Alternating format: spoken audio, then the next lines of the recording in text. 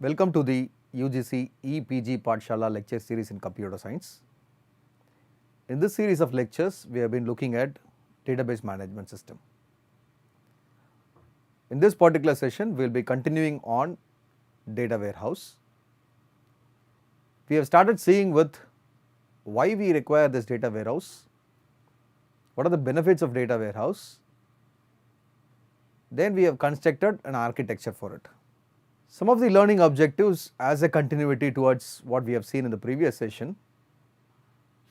We will look at what are the different views of data, how to design and build a data warehouse. These designing happens in terms of different schemas that will be presented specifically to data warehouse. We will be looking at what multidimensional data would mean, what are the different operations on data warehouse. If you look at different users have different viewpoints on a particular data. Specifically saying, we have started growing with enterprise data warehouse, which was later departmentally structured and it was individually structured. Now assume if a tourist require information on these particular organizationally structured information, they will browse for information harvested by the farmers, and the farmer, if you look at, they will harvest information from the known access paths, and the explorers will seek out the unknown and previously unsuspected rewards hiding in the detailed data. So they have different perceptions on working with these data items. So how effectively to design and build a database? Designing and building the database is a very critical part of building a successful data warehouse. This particular design is often performed by experienced database designers because it can involve taking data from multiple sources. That is what I have been mentioning it as heterogeneous sources and combining it into a single logical model.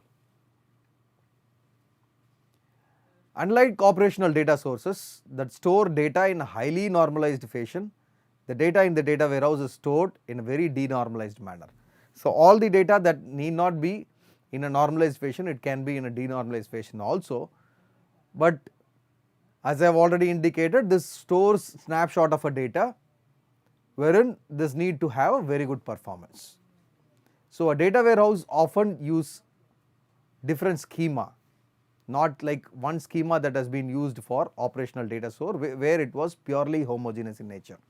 So this data warehouse needs to accommodate different schema, like we will talk about these schemas like star schema, snowflake schema, and so to provide the fastest possible response time to complex queries.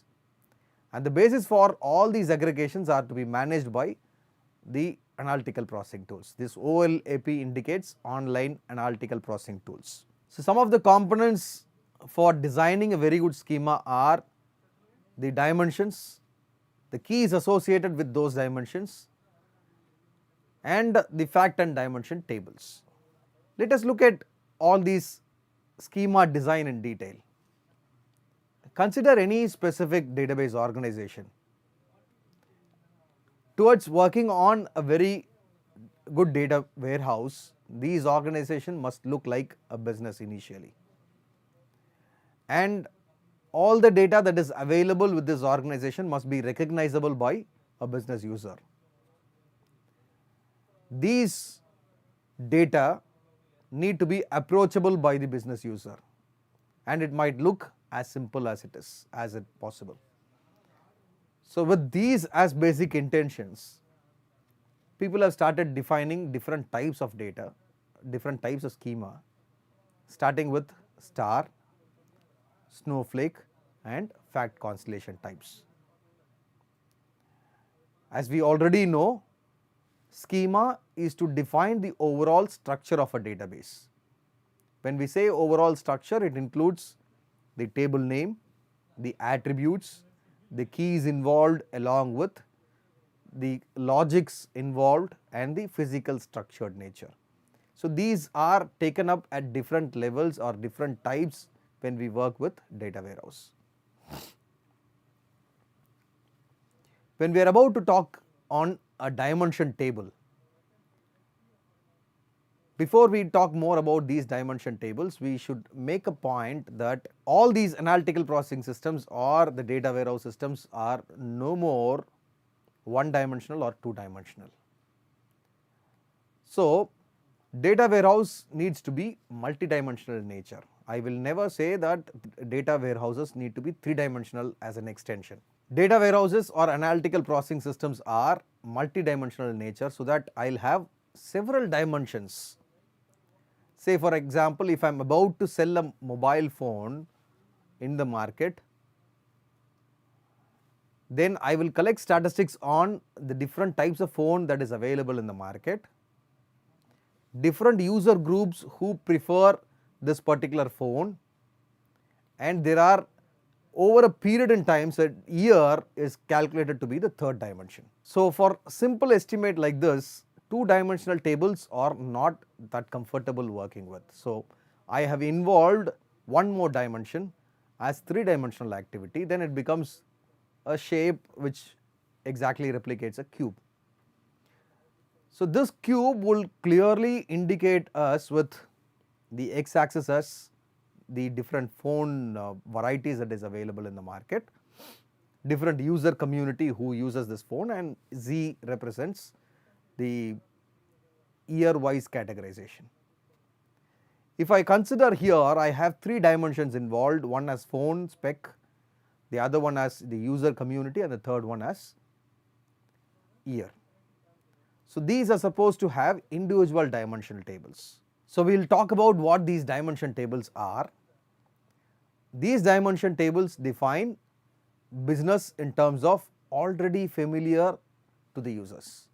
So user who are already familiar with what they have known, we will collect those as dimension tables.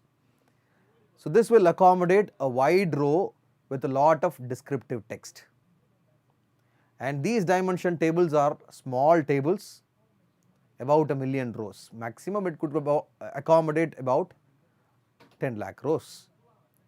Joined to fact table by a foreign key. After I construct on this dimension tables, I might go for an advanced table which could accommodate all these dimensionality values, that is supposed to be called a fact table. But then this fact table will have the primary key of only these dimension tables. So these dimension tables are heavily been indexed, and the typical dimension tables are like time period, geographical region like market, city, the different products, customers, salesperson, etc. Some of the characteristics of these dimension tables are fewer rows than the fact tables. So these dimension tables will, as I have told you, this will accommodate only a million records, possibly hundreds to thousands or to few million. Primarily these dimensional data are character data. It involves multiple columns that are used to change dimension hierarchies. It has only one primary key as dimensional key, and those are also updatable data. Whereas I am to construct another table which is called a fact table, which is supposed to be a centralized data warehouse table. This data warehouse table will involve dimensions or the keys from all the dimension table. It will pick up all the primary keys or the key which is a point of reference with all the dimensional tables. So that will be collected and put forth on a centralized data warehouse table or a fact table. So this central table, typical example of this central table would be individual sales record, and this will store mostly raw numeric items rather than character based items. And this will have narrow rows, a few columns at most, and a large number of rows, million to billion, because it involves multiple dimensions and it accesses via different dimensions. Like with Dimension tables, these fact tables has its own characteristics. These fact tables could take up many rows from million to billion records, and it could concentrate majorly on numeric data rather than character data. It involves multiple foreign keys, whereas with dimension keys it handles only with the primary key, and all these data that is available with the fact tables are static data. 3 points that we may have to note: whenever I am to construct a centralized fact table, it is not 1 or 2 dimension that is involved. Data warehouse takes up multi-dimensional data values, and specifically these fact tables involve lot of dimension tables, and the primary keys of all these dimension tables would be considered as a foreign key in the fact table. Let us look at simple example or a type of schema, which is star schema.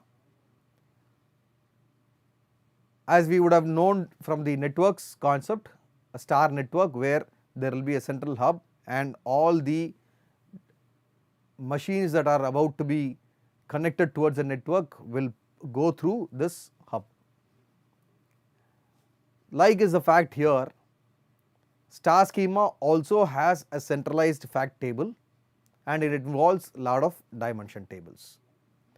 A single fact table and each dimension, and for each dimension one dimension table, does not capture hierarchies directly.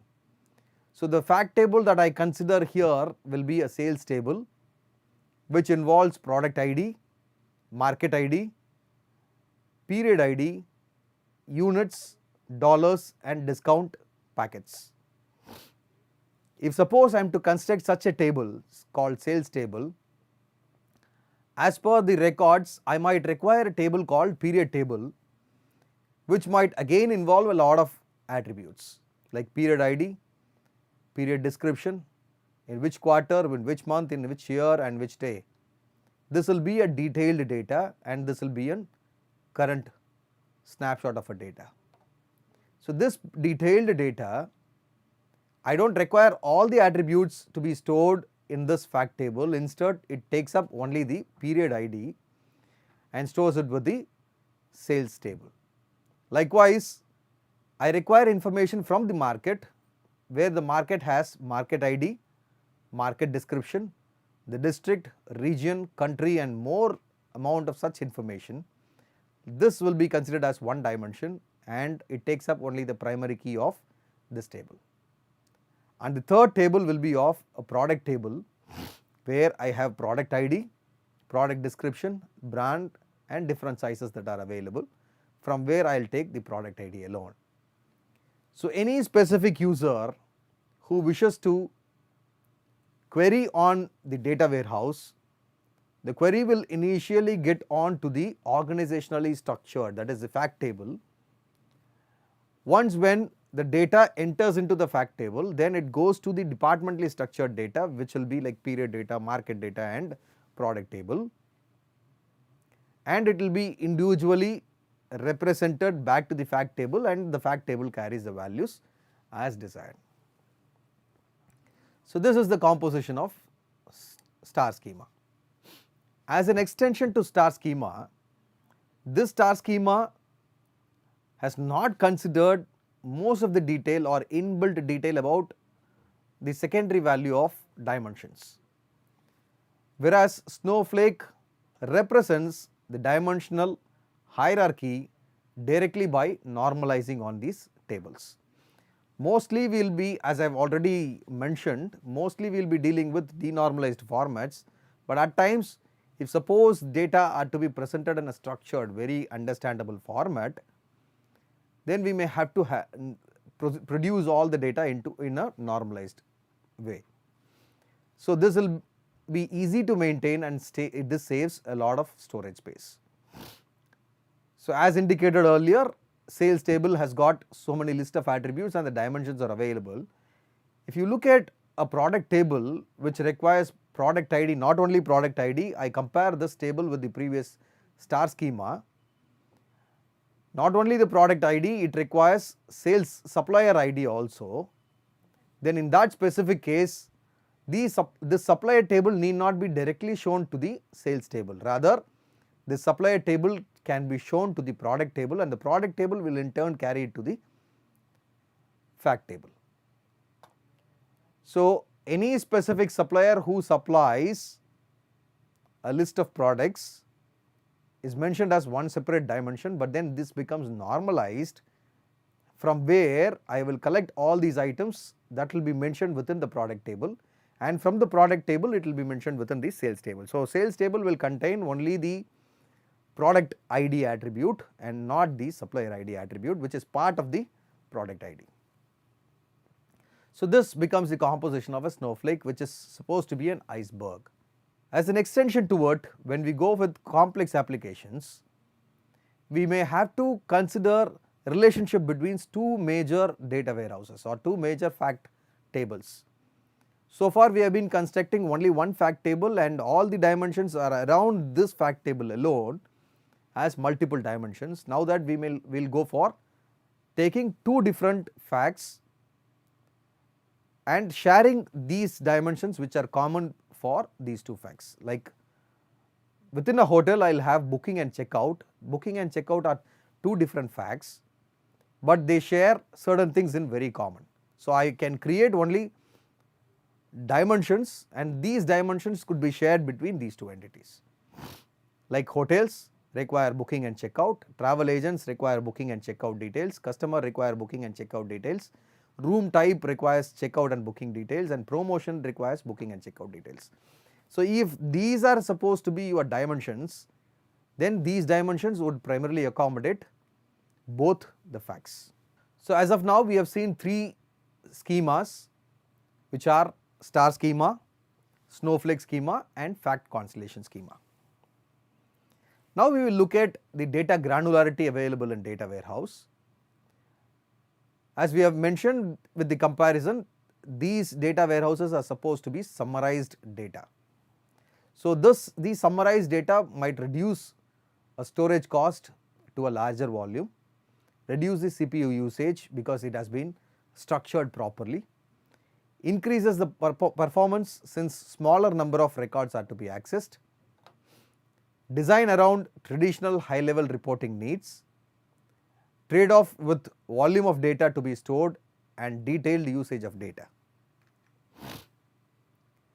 Solution is to have a dual level of granularity, wherein to store summary data on disk, 95% of decision support system processing done against this data, and when it is stored on tapes, only 5% of decision support system processing against the data. When we look at the levels of granularity from the operational data store, when I try to collect the account type of information, for 60 days of activity, that will be converted to monthly account register and up to 10 years, where the account will be mapped onto month transactions, withdrawal, deposits, average balance, and at the same time amount, activity date, amount, account balance will be parallelly maintained. If you are about to process on a point of sale machine, then this point of sale machine will have its ID, and every transaction will have its unique ID. So any flaw that happens during this course of process should be easily traceable. So this granularity gives us a clear picture of how the banking system works by collecting almost daily data and to a summarized data. And from the definition of data warehouse, we have introduced a property called integration. Integration is supposed to be collecting data sources from different sources and producing it in one specific format. Say for example, savings, loan, trust, credit card, or the different process that I wish to do, that can have same data with different name or different data with same name, data found here nowhere else available, different keys on the same data. So what I will be trying to integrate is, I will transform all the data into one similar format. So data transformation is the foundation for achieving single version of the truth. So major concern for the most of the information technology concerns. Data warehouse can fail if appropriate data transformation strategy is not developed. So any operational data source, if you consider, it will have sequential data, it will have legacy data, it will have relational data, it will have external data, but then after transforming, all the accessing and reconciling can happen. It can capture, it can condition that, it can extract, load, it can household, it can validate, it can filter, score. So these are the different steps that happens within the transformation process so that it becomes structured rather than saying normalized. It becomes structured so that it is very easy for the user to access in an informative manner.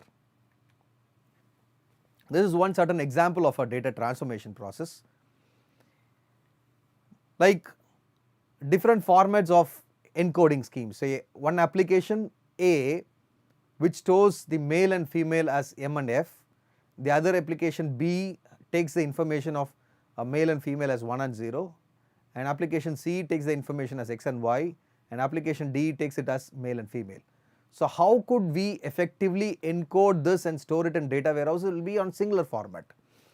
So every data source that we collect information from would be from different data sources. So I convert all this information on a uniquely identified standard format, say M and F from this. And if we consider a unit for application A pipeline measured in centimeter, and others with a different application the same pipeline is measured in inches, something else in feet, something in yards, I will try to convert that information into say inches, which I later benchmark it. The third one is on the field where I will have balance, current balance, balance current, whatever it could be, I mention it as balance. So I transform into a common definition, I make this as a standard towards working on a data warehouse. So for converting this, we will come across a lot of data integrity problems. Like a same person having different spelling, Agarwal, Agrawal, Agarwal with a G inserted, right. So this would fetch us with a lot of missing values, lot of integrity issues. So multiple ways to denote a company's name, Persistent Systems, PSPL, Persistent Private Limited, and so, and use of different names for the cities like Mumbai, Bombay. This would ultimately confuse the user who is tending to use. Sometimes some of the records in the database would have been stored with Bombay, and now that I access with Mumbai, it does not mean that Bombay should not be recovered. Bombay also should be recovered. This transformation process looks after that. So this was earlier said, this data warehouse or an analytical processing system deals mostly with the multidimensional data format. So data format will be of a data cube in nature, customer, product, time.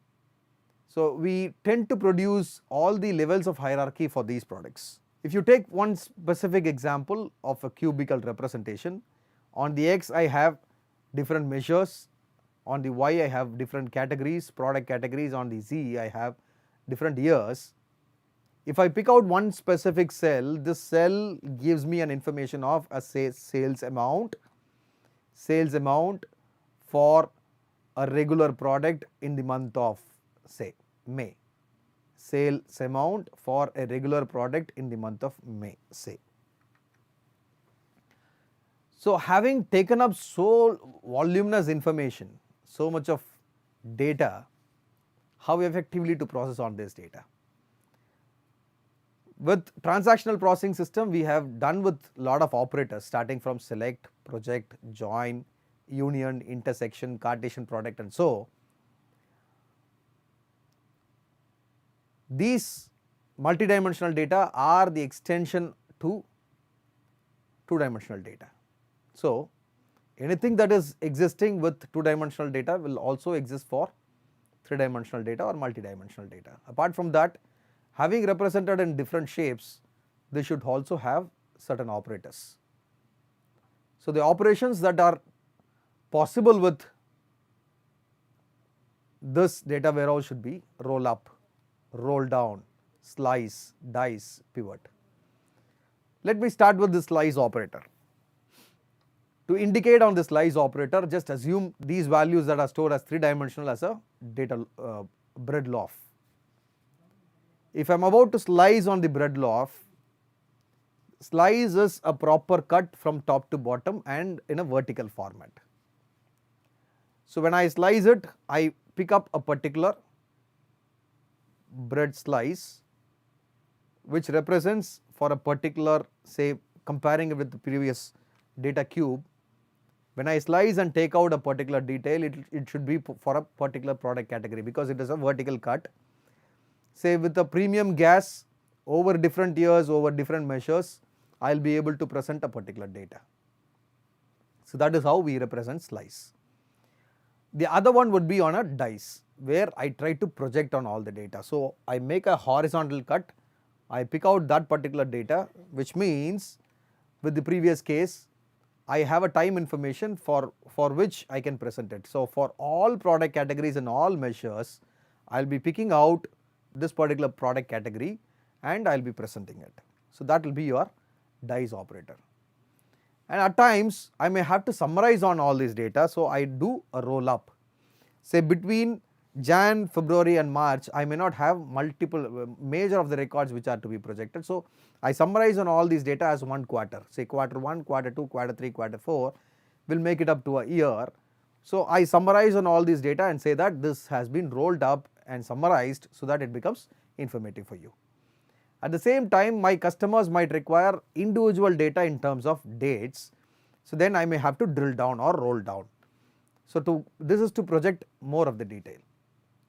But then we have, although we have done cut on a vertical and a horizontal, but then we have not made another cross sectional cut which is to represent on the X. Instead we have another operator which is called pivot, which can change its view.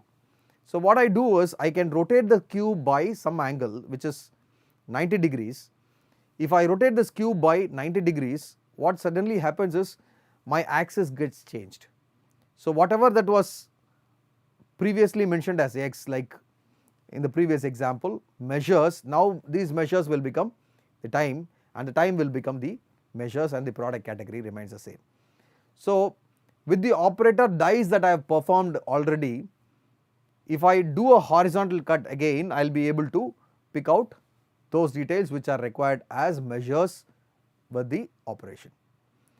So apart from your normal relational algebra operators that we have been performing with like select, project, join and so, specific to this data cube we have these 5 operators like slice, dice, pivot, roll up and roll down. So as far as now we have considered about data warehouse. So if you look at the strengths of data on analytical processing systems or a data warehouse system, it is a very powerful visualization tool and it provides a very fast interactive response time. It is primarily because we have tried organizing all these data values in a very structured format, and it is good for analyzing time series data. It can be useful to find some clusters and outliers. Many vendors offer this OLAP tools. So in summary, what we have seen in this particular session, we have started with defining different schema of data warehouse, where we have started with saying star schema, snowflake schema, fact constellation schema, which are different ways of presentation for an organizationally structured data, wherein we have involved fact tables and dimension tables. Further, we have said these analytical processing systems are not 2-dimensional systems, it is more than 2 dimension, it could be 3 dimension or 4 dimension or 5th dimension. So it is multiple dimensional data stores. And finally we have talked about considering a 3-dimensional data cube. We have talked on the different operators on data warehouse like slice, dice, pivot, roll up and roll down. Thank you.